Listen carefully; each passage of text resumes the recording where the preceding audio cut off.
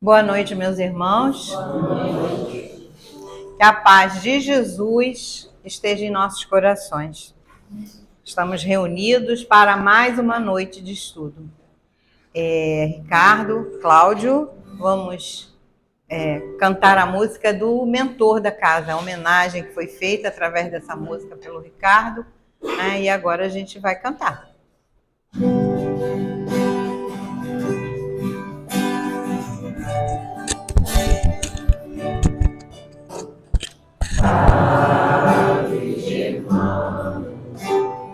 Orai por nós, dai-nos a bênção do Senhor.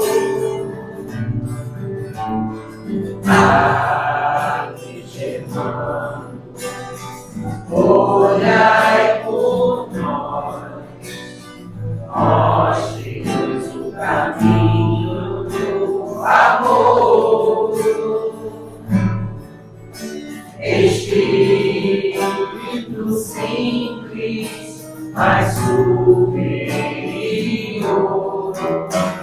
sempre pronto para nos amparar. Espírito vivo e fundamental, Padre, seu amor é imortal. Nosso ser abre é uma dádiva de luz, vitalidade sempre em nome de Jesus. Padre Germano, nosso mentor, fonte de ternura e de amor. Padre Germano, nosso mentor, fonte de ternura e de amor.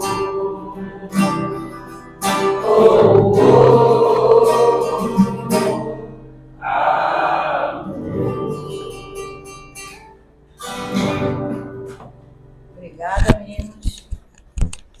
Vamos fazer uma página de abertura do livro Episódios Diários. A mensagem é da nossa irmã Joana de Ângeles, né? Recebida por Divaldo Franco.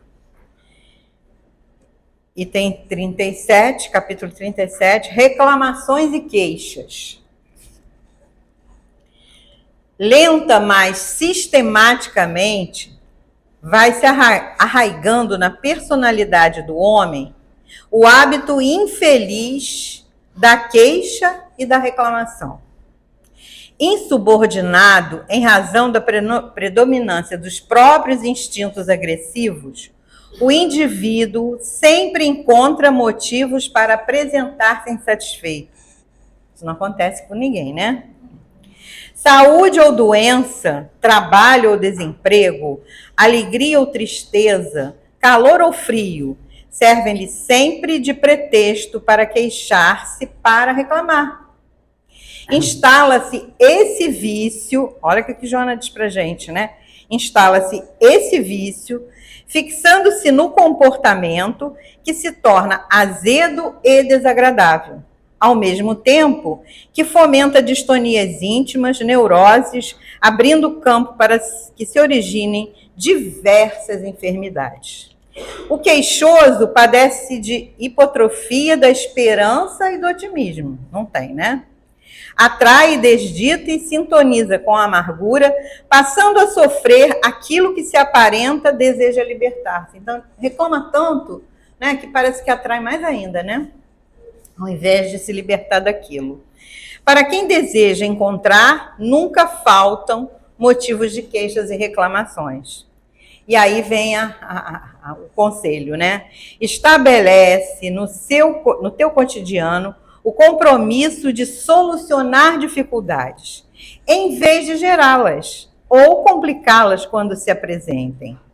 Silencia o queixoso, propondo-lhe fazer o melhor que esteja ao alcance, em detrimento do tempo perdido em reclamações. O azedume responde pela ideia malsã de tudo ver de forma negativa, engendrando mecanismos de falso martírio. O queixoso normalmente gosta da indolência e se compraz no pessimismo. Põe sol e beleza nas tuas paisagens, olha só, né? Passando de uma para outra área de ação sem o fardo do mau humor, efeito de algo desagradável que por acaso tenha se acontecido na anterior. Quem sabe confiar e trabalha sempre alcança a meta que busca. Então, olha o conselho da Joana aí. Quem sabe confiar e trabalha sempre alcança a meta que busca.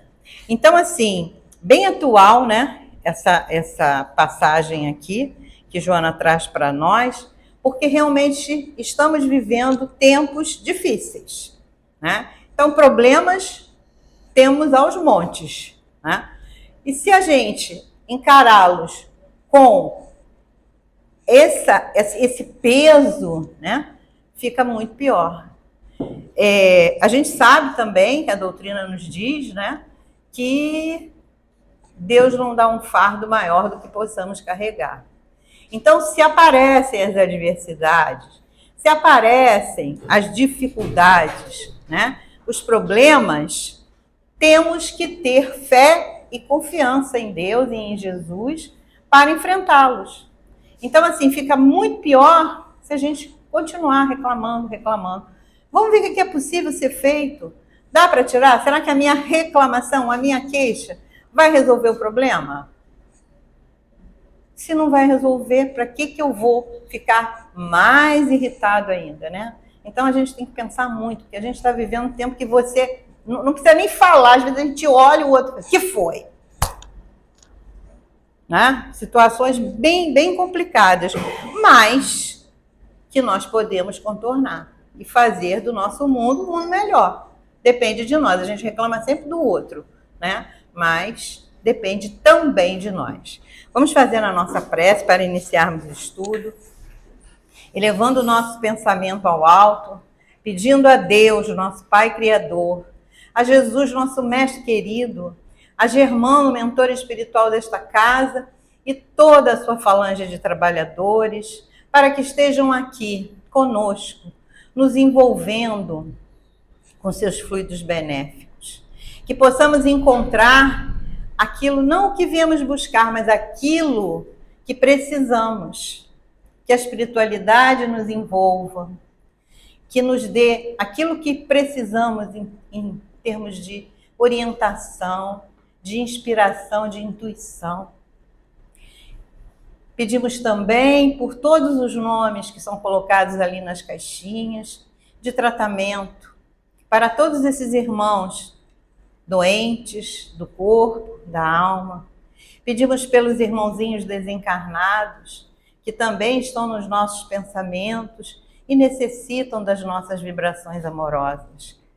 Que eles possam receber, né, também aquilo que necessitam. Pedimos à equipe responsável pela fluidificação das águas que faça o seu trabalho, colocando ali o complemento do tratamento através da água para quem a trouxe. Pedimos também, Germano querido, pela nossa querida irmã Ana, que fará uso da palavra, que ela seja inspirada, que ela possa trazer para nós nesta noite aquilo que precisamos ouvir. E assim, então, pedimos a permissão para dar início aos estudos desta noite. Que assim seja, graças a Deus. Bom, tem alguém novo aqui que está vindo aqui pela primeira vez hoje? Sejam bem-vindos. Né? Fiquem à vontade, qualquer dúvida depois é só perguntar, tá? Então, a nossa irmãzinha Ana Maria, nossa querida, né, colaboradora de muitos e muitos anos, e lá do Miguel, né? Todo mundo conhece a Ana do Miguel. Ana, é com você agora, tá? Boa noite a todos, amigos. É com muita alegria que retornamos, né, a esta abençoada casa, sempre contando com a vibração de todos vocês, né, com o carinho de todos que me recebem, principalmente os amigos espirituais, né, que são os primeiros a nos abraçar. Bem, nós vamos hoje falar um pouquinho de Maria de Nazaré, a mãe de Jesus. A gente conhece bem pouco, tem muito pouca coisa falando de Maria, né?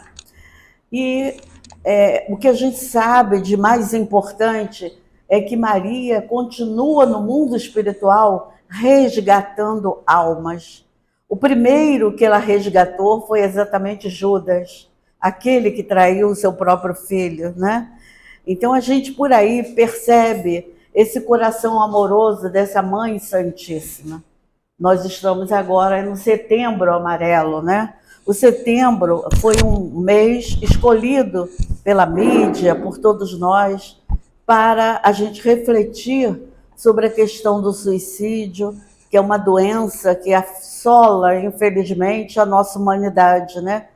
A gente sabe pelas estatísticas que a cada 30 segundos, pelo menos 10 pessoas se suicidam. É uma doença, é uma epidemia muito séria que precisa ser combatida, né? Que precisa ser orientada, porque é complicado demais aqueles que não conseguem continuar com as suas lutas e desistem da vida. Então a gente trouxe uma reflexão em torno desse espírito Maria, a importância de Maria para toda a humanidade, né? Para todos nós. E para a gente iniciar as nossas reflexões, né? A gente vai lembrar que essa figura ela foi recebida por Chico Xavier, através de Emmanuel, e o pintor Vicente Dávila ele mostrou a descrição e ele então pintou o retrato de Maria.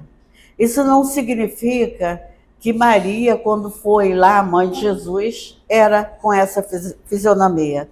O que o Emmanuel conta para nós é que com essa aparência ela vai nos locais de maiores sofrimentos no entorno da Terra para resgatar almas. Por algum motivo, ela toma essa aparência, né, para salvar essas almas que estão lá sofrendo por conta de terem desistido da vida. Bem, falar de Maria é falar de renúncia, é falar de força, é falar de amor. Ela viveu numa sociedade diferente da nossa, uma sociedade patriarcal. Imagina, né? Uma menina ainda, em que recebeu essa missão maravilhosa de receber Jesus. Ela é a mãe do nosso mestre, do nosso guia e modelo, né? Então a gente precisa buscar algumas questões para iniciar a nossa reflexão. Primeiro, Maria é um espírito puro de mais alta evolução, tá? Ela conseguiu chegar a um patamar, né, de evolução, de compreensão da vida, né? E o que a gente sabe dela está em poucos lugares. Primeiro, Lucas, na Anunciação, fala de Maria. Lucas soube disso tudo através da própria Maria. Então, a gente já tem um ponto de referência em Lucas, trazendo a Anunciação, quando ela recebeu a notícia que ia ser mãe.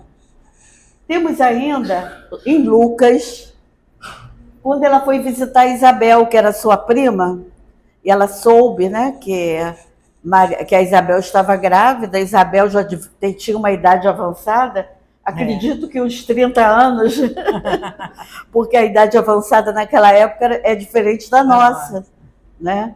E porque as meninas casavam muito jovem.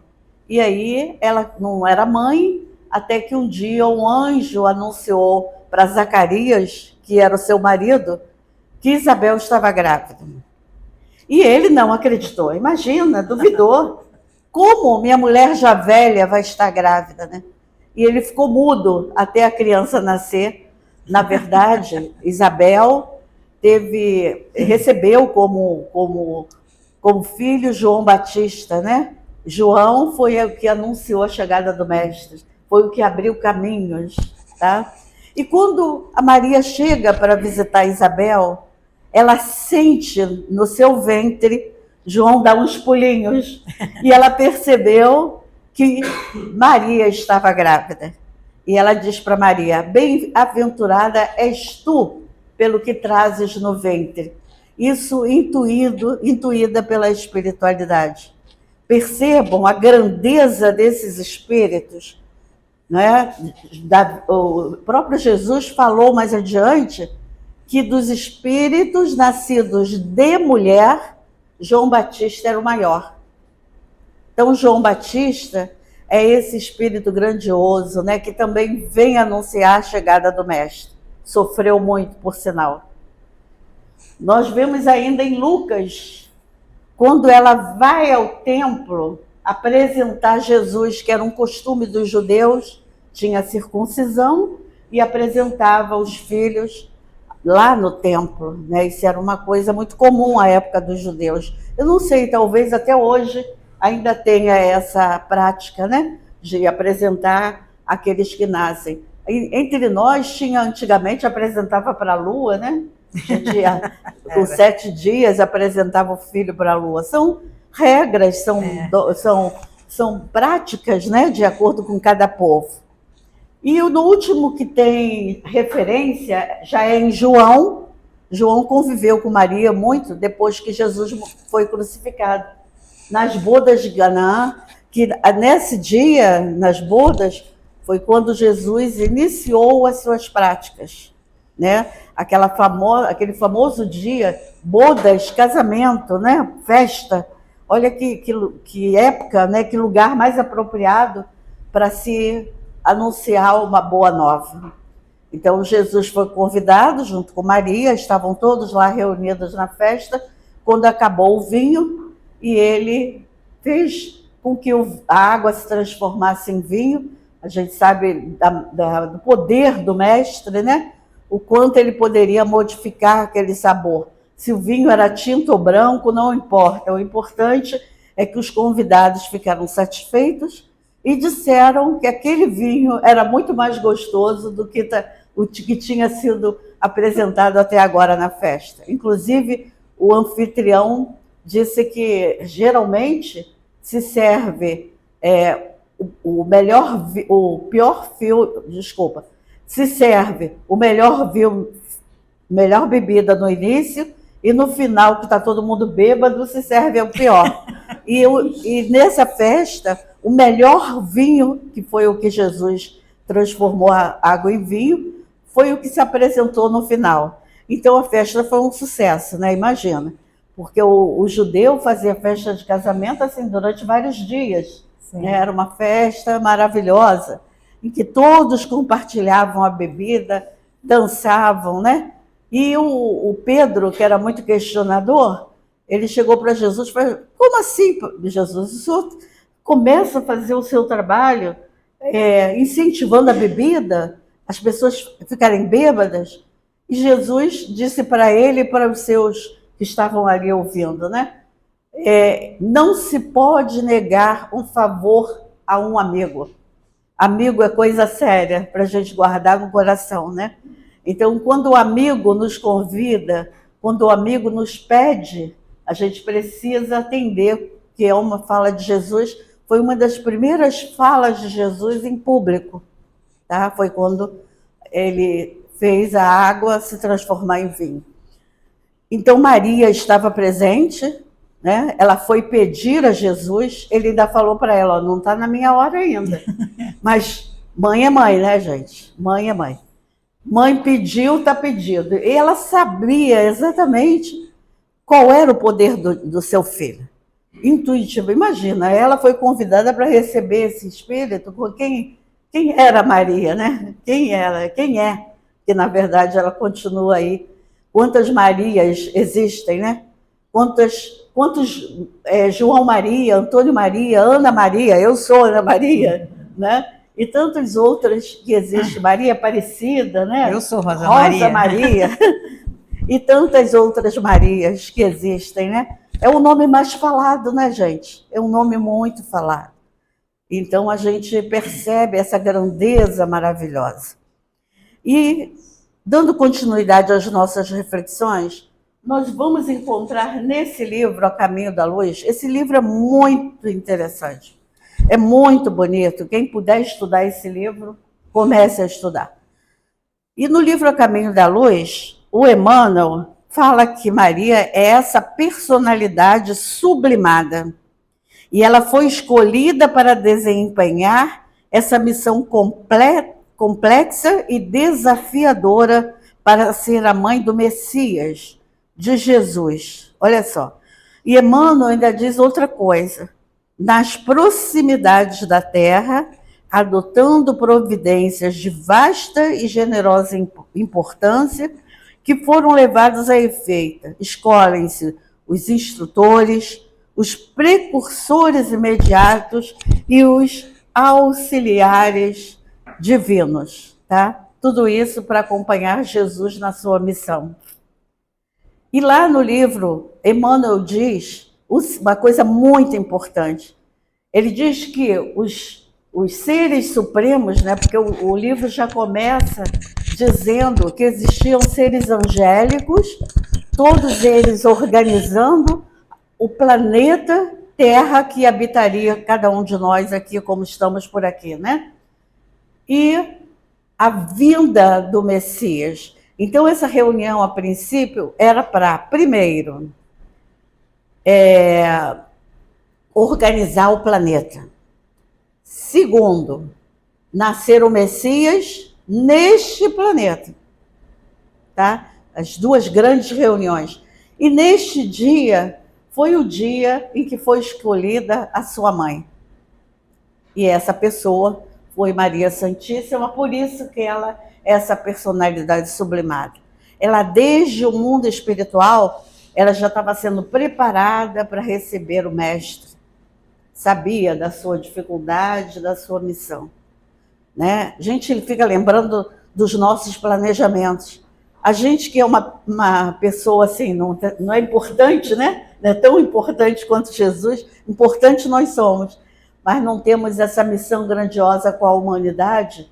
Em nossa vida existe um planejamento, né? A gente sabe quem serão os nossos pais. Às vezes, antes da gente chegar, eles já estão nos aguardando para nos receber, né? Já existe uma programação, já existem aqueles espíritos que vão nos acompanhar como anjo da guarda, como nossos espíritos protetores. Imagina Jesus, gente. Imagina Maria recebendo essa informação de que ela seria a mãe do Messias, né?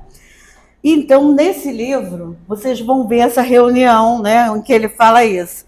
E a escolha, né, de todos aqueles que iam auxiliá-lo, quer dizer, dos seus discípulos, dos seus apóstolos, de todos aqueles que iriam fazer parte dessa programação para alavancar o progresso desse planeta, que foi organizado por Jesus.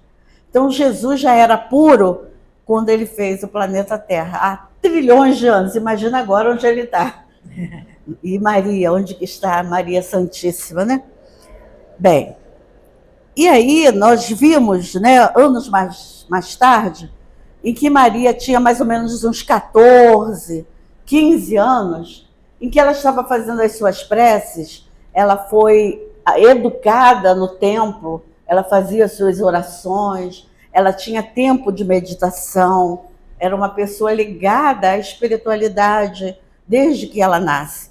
Né? O Joaquim e Ana, né? Que eram suas mães, são as avós de Jesus, né? Eles educaram Maria. E ela é uma jovem de 14, tá? São informações controversas aí na história de Maria, mas ela era bem jovem. Ela estava meditando lá. E Lucas nos conta que o anjo Gabriel chegou para ela e disse assim, olha só, o anjo Gabriel chegou para ela e disse assim, alegra-te, cheia de graça, o Senhor está contigo. Encontraste graça junto de Deus. Eis que receberás no teu seio e dará à luz a um filho, e o chamarás de Jesus. Ele será grande, será chamado de Filho do Altíssimo. O Senhor Deus lhe dará o trono de Davi, seu pai, e reinará na casa de Jacó para sempre, e o seu reinado não terá fim. Olha só, gente. Olha que maravilha que ela recebeu. Uma menina de 14 anos, que ainda não era casada, que tinha um pretendente, né? Tinha um pretendente chamado José, né? O José era o seu pretendente, que era um viúvo bem mais velho do que ela. E olha o que ela respondeu. Eu sou a serva do Senhor.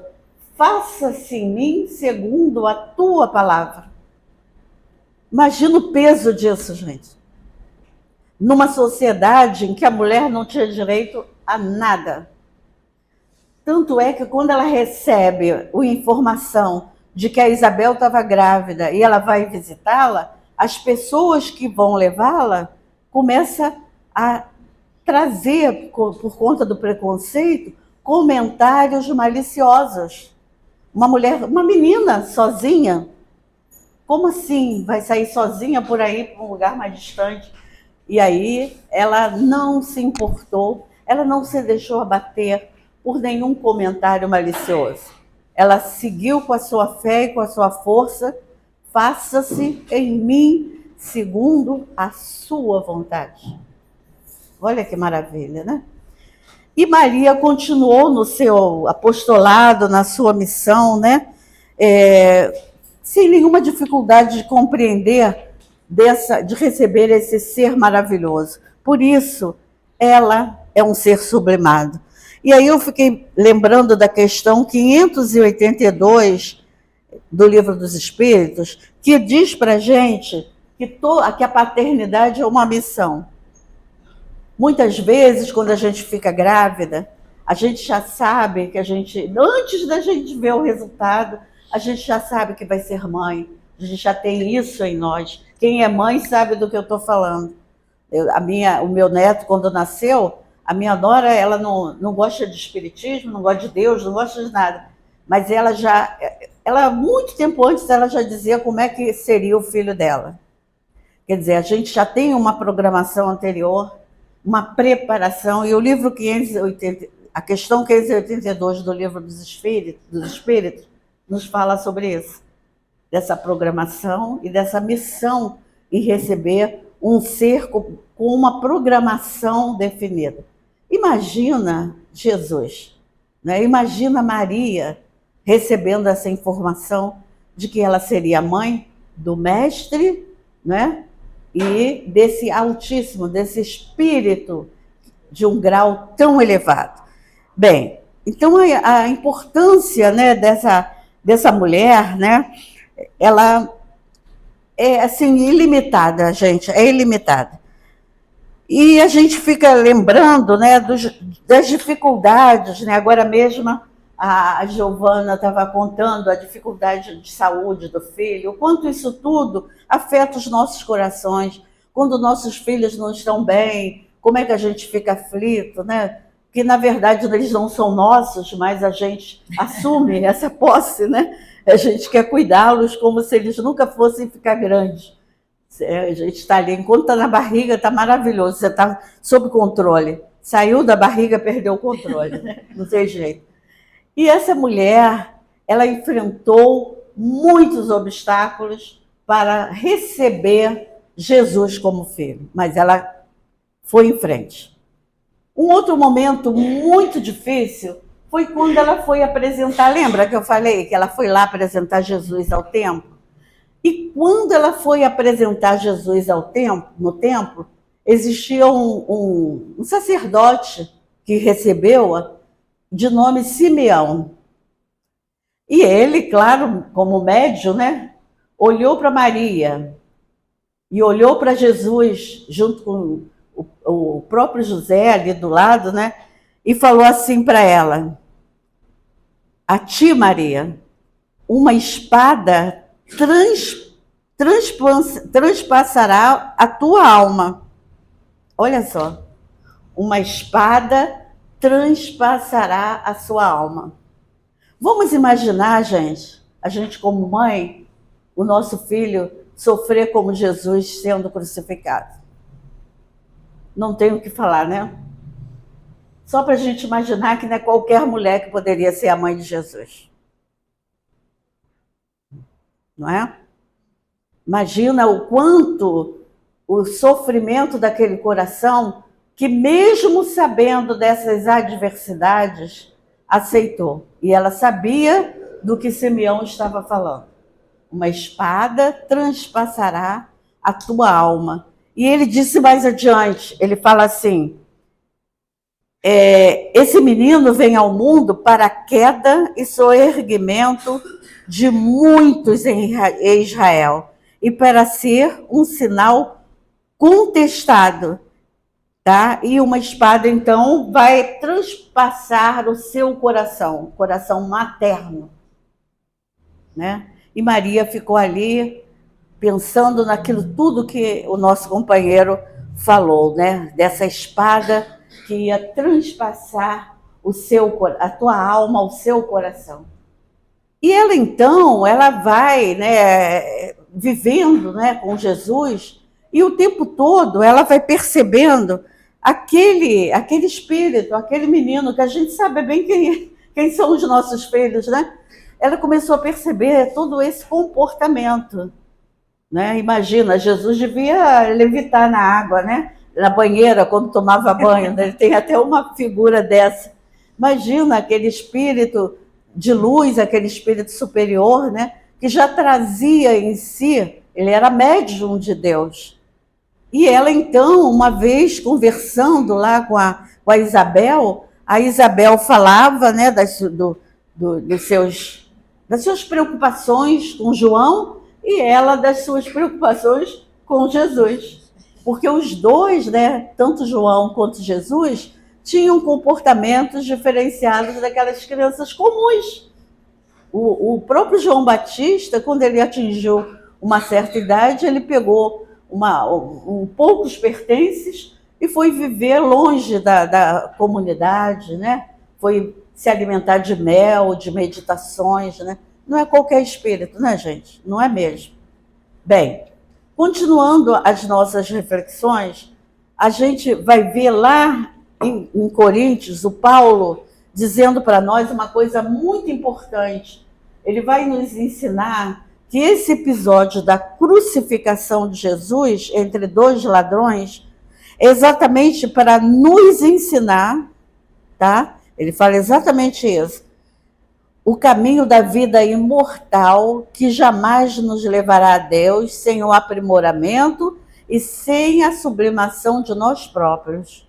Fica claro que Jesus não desencarnou na cruz para redimir o pecado dos homens, como a Igreja Católica fala, mas para dar o exemplo, né? A nossa cruz é pessoal e intransferível, né? Então, o que a gente aprendeu com isso? A gente aprendeu que cada um de nós tem uma cruz, cada um de nós tem uma dificuldade, cada um de nós tem um planejamento a seguir. E ele próprio disse para a gente, pega a tua cruz e siga-me. Ele não falou assim, resolve tudo da tua vida, depois você me siga, depois você vem aprender o Evangelho. Ele foi muito claro. Com problema ou sem problema, vamos caminhar junto com o Evangelho, porque só ele é que pode nos mostrar o caminho.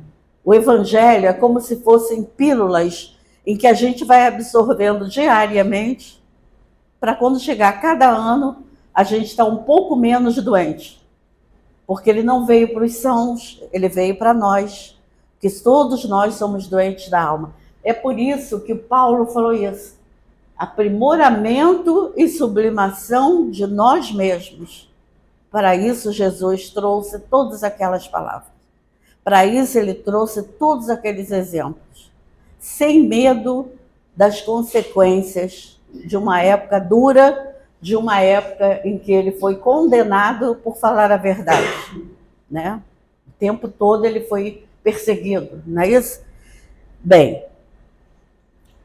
lá em Joana de Ângeles, a gente vai ver uma coisa muito importante. Ela diz para a gente, lá no livro Ser Consciente, ela diz que nós, até hoje, nos envergonhamos e nos culpamos por aquele momento de insanidade do espírito humano. E ela diz que essa paixão se reveste para o cristão como uma ação autopunitiva, gerando em nós a consciência de culpa. Olha só, consciência de culpa.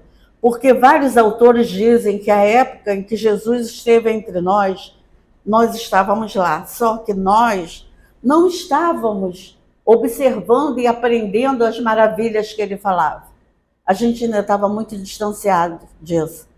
Tá? A gente estava longe, a gente nem acreditava que ele era o mestre. De repente, a gente era um daqueles fariseus, né? Que não gostava nem de falar do mestre. Tá? Então, na verdade, o que a gente precisa aprender é que a vida ela é feita de escolhas e nós fizemos escolhas muitas vezes equivocadas, né? E na época em que Jesus foi crucificado, lá no livro A Lázaro Redivivo, tem uma página chamada A Escrava do Senhor. E nesse livro, Maria recebe a informação através de João que Jesus tinha sido preso. E ela começou a... Mãe é assim, né? O teu filho foi preso. Aí você começa a perceber o quadro. O que pode acontecer? Conhecia o espírito, conhecia o trabalho que ele fazia, conhecia as perseguições do que ele era chamado, né? Ele tinha uma política que não era de acordo com Roma nem com os judeus. Ele, quando falava do reino dos céus, o que o povo achava? Que ele ia chegar lá, pegar o trono e mandar em todo mundo. Só que o reino dele não era um reino material. E as pessoas não entenderam, né? Então Maria estava ali, recebeu a notícia depois, olha, João foi lá, ó, Jesus foi preso. Jesus vai ser julgado. E ela já sabia o que poderia acontecer, porque ela acompanhou o tempo todo. E ela rezava, né? Pedia a Deus clemência, ajuda, né? Porque, afinal de contas, ela estava no corpo de carne, né? Então, tem a materialidade ainda, embora diferente da nossa, mas sempre confiante, pedindo a Deus auxílio. E aí veio o que ela pensava realmente que ia acontecer. O seu julgamento e a sua condenação. Crucificado. E lá nesse livro, né, no livro Redivivo, Lázaro Redivivo, né? E a gente vai lembrar, lá na época em que ele já estava crucificado, né? João ao seu lado, que era o discípulo amado de Jesus, e ele olhou para o discípulo que estava ao lado da sua mãe e disse para os dois, eis a tua mãe. E disse para Maria, eis o teu filho. O que ele quis dizer com isso? Mãe, ele vai proteger você. Siga com João. Né? Então foi um momento muito doloroso para ela acompanhou ali até o fim, seu coração muito, muito choroso, né? Muito sofrido, houve a crucificação e ela segue João. João ampara e leva Maria para Éfeso. E lá em Éfeso, é uma casinha que não é de pedra, que até hoje existe.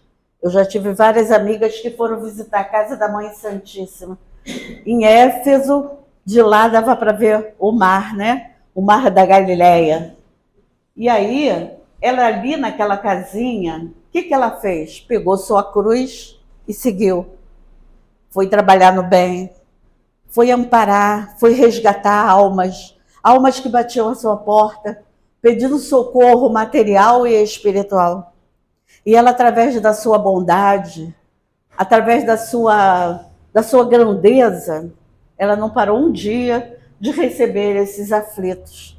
E ela ajudava um, ajudava outro. e todos eram recebidos na sua casa. E acabou sendo chamada da Casa da Mãe Santíssima. Até hoje tem esse nome, viu, gente? A Casa da Mãe Santíssima. A Casa da Santíssima, né? Então, ali naquela casa, ela foi ajudando a cada um. E depois, quando ela via que o sofredor não tinha posses, ela deixava na casa dela, tá? E ela continuou ajudando do início ao fim da sua vida. Segundo Dona Ivone Pereira, né, lá no livro Memórias de um Suicida, ela continua resgatando almas. Ela, depois que ela desencarna, depois que ela volta à espiritualidade, a gente vai terminar a nossa fala exatamente com esse retorno de Maria para o mundo espiritual. Então ela chega lá e ela organiza o Hospital Maria de Nazaré. O Hospital Maria de Nazaré, lá na espiritualidade, é um livro belíssimo, Memórias de um Suicida. É um livro que a gente tem que ler, estudar, reler, estudar de novo, porque ele trata de reencarnação. Ele tira o preconceito que nós temos o tempo todo sobre o suicídio. Eu me lembro que eu tinha uma amiga que tinha um filho que era demente mental, ele nasceu com uma demência, e diziam para ela, o teu filho foi suicida. Eu falava para ela, minha amiga, não necessariamente. Ivone fala isso nesse livro. Porque a gente tem mania de querer resolver o problema do outro, não o nosso, né? Aí começa a dizer, não, teu filho foi isso, foi aquilo. Não, ninguém sabe, gente. Não se sabe de nada. Porque Ivone fala que o suicida pode nascer normal. Acreditem? Normal. Né? Ele pode nascer. Ele pode nascer com uma grande missão. Ele pode renascer e abrir um orfanato, salvar vidas, né? Dar amor àqueles que ele tanto maltratou quando ele cometeu o suicídio. E pode nascer um doente mental.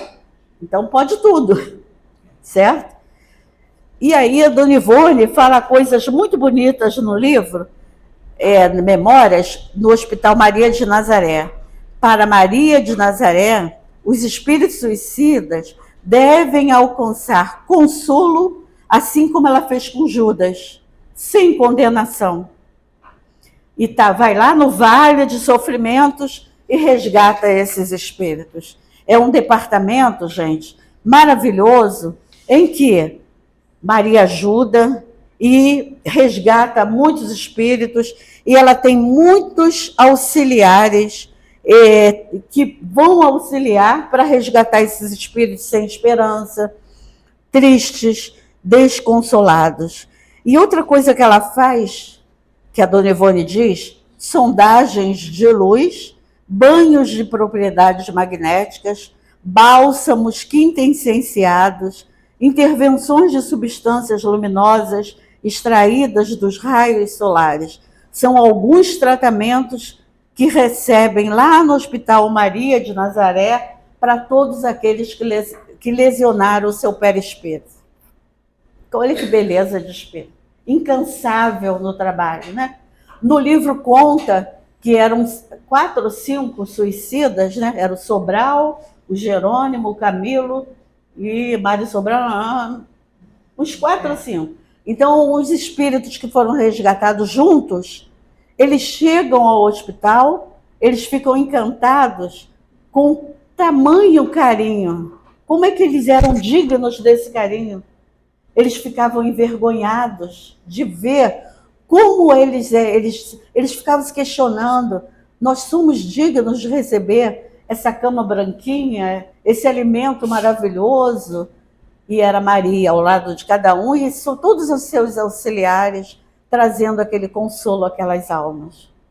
E ela continuou auxiliando, até que um dia, lá, enquanto ela estava viva, né? Antes dela estar lá no hospital, ela está lá, e aí aparece um companheiro lá, só que ela percebeu assim, esse não está precisando de ajuda, ele vem oferecer ajuda. Era Jesus. E Jesus chega e diz para ela, mãe, eu venho buscá-la. venho buscar-te, pois meu Pai quer que sejas no meu reino a rainha dos anjos. E ela então fica ali ainda adoecida, né, algum tempo, até que chega um momento em que ela, mais fragilizada, junto de João, auxiliando na casa da Santíssima, ela volta para os braços do seu filho. Jesus a leva nos braços no momento em que ela desencarna. Isso é tão bonito, né? Isso é muito bonito. E aí a gente vai, porque a gente falando assim não fica tão bonito, né? E aqui nesse livro, se vocês tiverem, a última lição de Boa Nova, quando ele diz assim, minha mãe, venha aos meus braços. Aí ela diz, meu filho, as úlceras que te fizeram, ela começa a procurar as úlceras de Jesus, assim como o próprio Tomé também procurava, né? E aí ela diz assim, que emoção, que maravilha receber você. Aí eu queria te abraçar, Jesus, queria te dar ternura. Aí ele, porém, levanta Maria e diz, minha mãe, eu quero te buscar e eu quero que você fique para sempre comigo. Mãe Santíssima.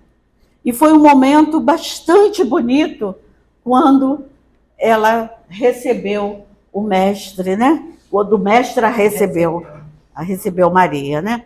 E no livro Boa Nova, diz assim, dulcíssimas alegrias invadiram o coração de Maria.